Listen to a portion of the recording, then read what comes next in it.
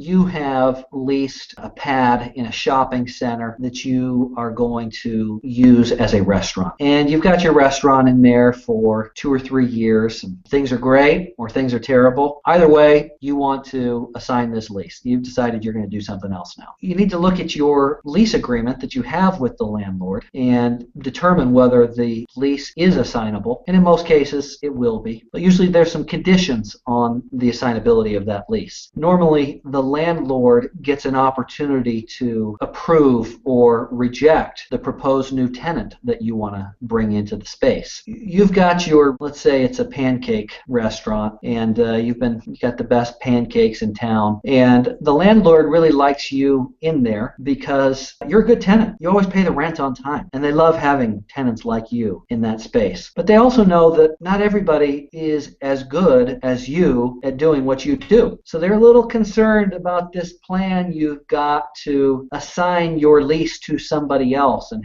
have somebody else take over your pancake shop, because they may not do it as well as you. And so you approach the landlord and say, hey, I've been a great tenant, and now I want to bring in Chip is going to run the pancake shop. Landlord says, no, I went into business with you. I trust you. I don't trust Chip. Chip's the kind of guy that leaves you hanging. So the landlord may have some real reluctance to doing that. And they do have veto authority on that in most cases. And so you may need to do something to sweeten the deal for the landlord.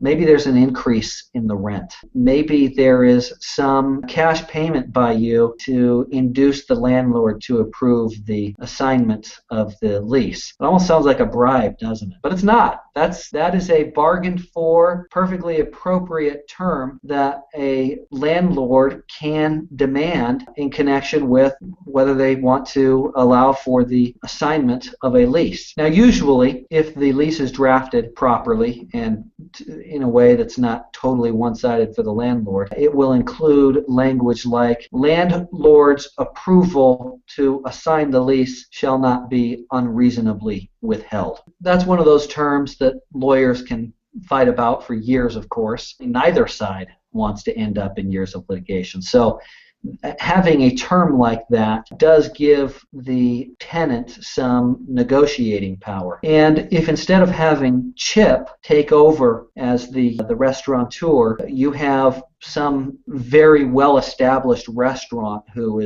has tremendous credit and is not a real credit risk for the landlord, then it's probably not reasonable for them to withhold approval of the assignment of the lease in that case.